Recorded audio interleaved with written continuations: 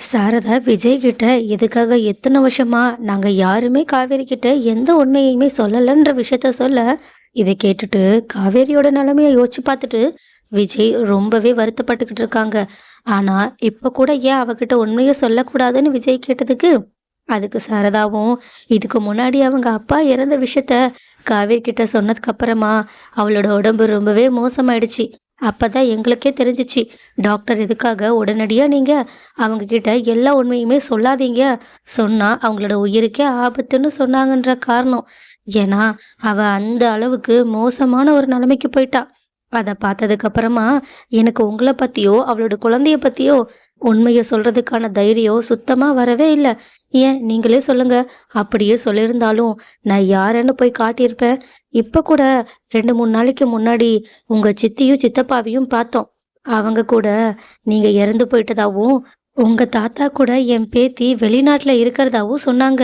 இப்படி சொல்லும்போது என்னால எப்படி இவகிட்ட தைரியமா உனக்கு ஒரு புருஷன் இருக்காங்க, உனக்கு ஒரு குழந்தை இருக்காங்கன்னு சொல்லி சொல்ல முடிஞ்சிருக்கும்?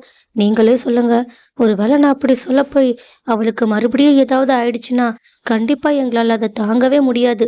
ஏன் இப்ப கூட நீங்க எங்க உண்மையை சொல்லிடுவீங்களோன்ற பயத்துலதான் நீங்க யாருன்னே தெரியாத மாதிரி உங்களை அனுப்பி வச்சேன்.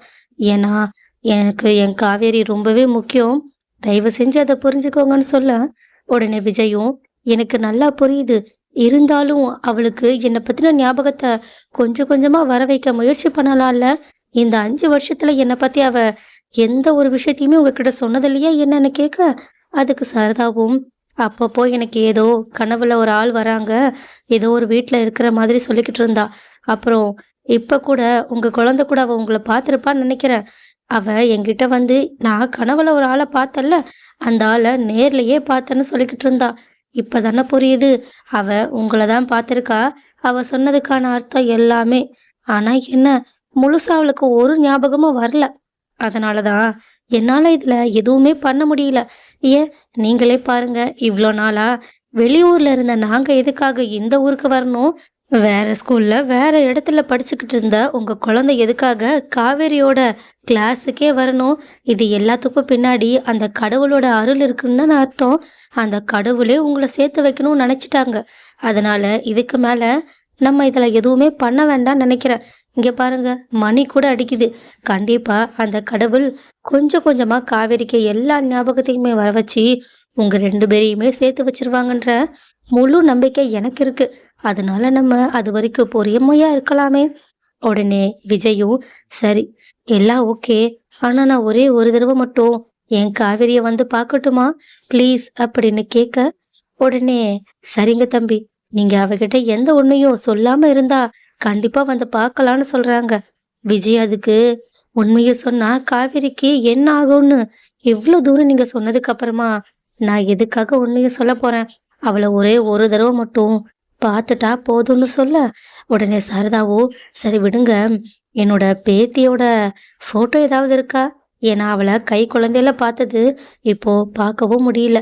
அவளோட போட்டோ ஏதாவது இருந்தா காட்டுறீங்களான்னு சொல்ல, உடனே விஜயும் உடனடியா போட்டோ எடுத்து காட்ட, அதை பார்த்துட்டு அப்பா அப்படியே குட்டி காவேரி தான். காவேரி சின்ன வயசுல எப்படி இருந்தாலும் அப்படியே தான் இருக்கா அப்படின்னு சொல்லிக்கிட்டு இருக்கும்போது கரெக்டாக காவேரி அவங்களுக்கு கால் பண்ணி என்னம்மா எங்கே இருக்க, எவ்வளோ நேரம்னு கேட்குறாங்க.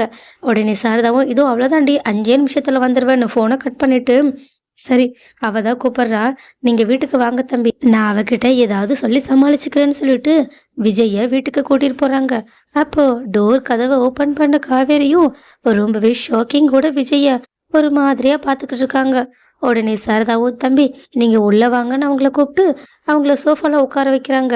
காவேரியும் ஒரு வார்த்தை கூட பேசாம ரொம்பவே ஷாக்கோட அப்படியே நின்றுக்கிட்டு இருக்காங்க. அதுக்கு சாரதாவும் என்னடி என்ன, காலையில தான் இந்த தம்பிய திட்டி அனுப்பி வச்சாடுங்க, ஆனா இப்போ உள்ள கூப்பிட்டு உட்கார வச்சிருக்கேனேன்னு பாக்குறியா? காவேரியோ தலையாட்ட, இல்லடி காலையில இந்த தம்பி எதுக்காக வந்துச்சுன்னு நான் கேட்கவே இல்லை. இந்த தம்பி அவங்க குழந்தைய பத்தி சொல்லதான் வந்திருக்கு. நேத்து வேற நீ ஸ்கூலுக்கு போகலையாமே, அதனால குழந்தை ரொம்பவே அழுதுருச்சான், உன்னை பார்த்தே ஆகணும்னு அடம் பிடிச்சிச்சான். அதனாலதான் அதை சொல்றதுக்காக தான் நீ இன்னைக்கு ஸ்கூலுக்கு வருவியான்னு கேட்கறதுக்காக தான் வந்திருக்காங்க. காவேரி உடனே அம்மா இன்னைக்கு சாட்டர்டே ஸ்கூல் கிடையாது, ஆமாடி, அது கூட தெரியாம குழந்தை அழுகுதுன்ற பாசத்துல வந்திருக்காங்க. இப்படி குழந்தை பாசத்துல வந்த தம்பிய கஷ்டப்படுத்தி அனுப்பிட்டோமோன்னு எனக்கே ரொம்பவே சங்கடமா போயிடுச்சு தெரியுமா? அதனாலதான் குழந்தைய இன்னைக்கு நான் வீட்டுக்கு கூட்டிட்டு வர சொல்லியிருக்கேன்னு விஜய்க்கே ஒரு இன்ப அதிர்ச்சியை கொடுக்குறாங்க. இதை கேட்டுட்டு விஜயும் ஆமாங்க நான் கூட்டிட்டு வரேன்னு சொல்றாங்க. உடனே சாரதாவும் சரிங்க தம்பி, நீங்க போய் குழந்தைய கூட்டிட்டு வாங்கன்னு விஜயை அனுப்பி வச்சுட்டு அவங்க பாட்டுக்கு கிச்சனுக்கு போய் சமைக்க போறாங்க. உடனே காவேரியோ என்ன, நீ என்ன காலையில அவங்க வரும்போது அவ்வளோ கோவப்பட்ட, ஆனா இப்போ போய் குழந்தையெல்லாம் வீட்டுக்கு கூட்டிட்டு வாங்கன்னு சொல்லிக்கிட்டு இருக்க, என்னதான் நடக்குது? இல்லடி, எல்லாம் குழந்தைக்காக தானே. நம்மளும் இங்க வந்ததுலேருந்து தனியாவே இருக்கோம். இங்க ஒரு குழந்தை இருந்தா நல்லா தானே இருக்கும். சரி சரி, ஆனா இந்த விஷயத்துல அவங்க சந்தோஷப்படுறாங்களோ இல்லையோ, நீ ரொம்ப சந்தோஷப்படுறன்னு சொல்லிக்கிட்டு இருக்க. ஆனா சாரதாவை அது எதையுமே கண்டுக்காம தன்னோட பேத்தி தன்னோட வீட்டுக்கு முதல் முறையா வரப்போறாங்கன்னு செம்ம குஷியோட ஒரு விருந்தே சமைச்சுக்கிட்டு இருக்காங்க. ஆனா இந்த பக்கமும் காவேரி பாப்பாவை கூப்பிடுறதுக்காக வீட்டுக்கு போன விஜயும் சந்தோஷமா உள்ள போனா உள்ள தாத்தாவும் ராதாவும் விஜய்க்காக வெயிட் பண்ணிக்கிட்டு இருக்காங்க. ஆனா அவங்களோட முகத்தை பார்த்த உடனேயே விஜயோட மூடு சுத்தமா சேஞ்ச் ஆயிடுச்சு. அவங்க இன்னும் கோவத்தோட தான் இருக்காங்க. ஏன் அவங்க பக்கம் திரும்புற மாதிரியே இல்ல. ஆனா தாத்தாவோ தப்பா உணர்ந்து விஜய் கிட்ட மன்னிப்பு கேட்க வர்ற மாதிரி தான் தோணுது. ஸோ கைஸ், விஜய்க்கு இவ்வளோ பெரிய துரோகத்தை பண்ணதுக்கு அப்புறமாவும் தாத்தா அப்படி விஜயை என்ன சொல்லிதான் சமாளிக்க போறாங்க? அவங்க காவிரியோட காலில் விழுந்தாவாவது விஜய் அவங்கள மன்னிக்க வாய்ப்பு இருக்கா? இதுல அடுத்து தாத்தாவை விஜய் எப்படி மன்னிக்க போறாங்கன்னு நீங்க நினைக்கிறீங்கன்றத கமெண்ட்ல சொல்லுங்க.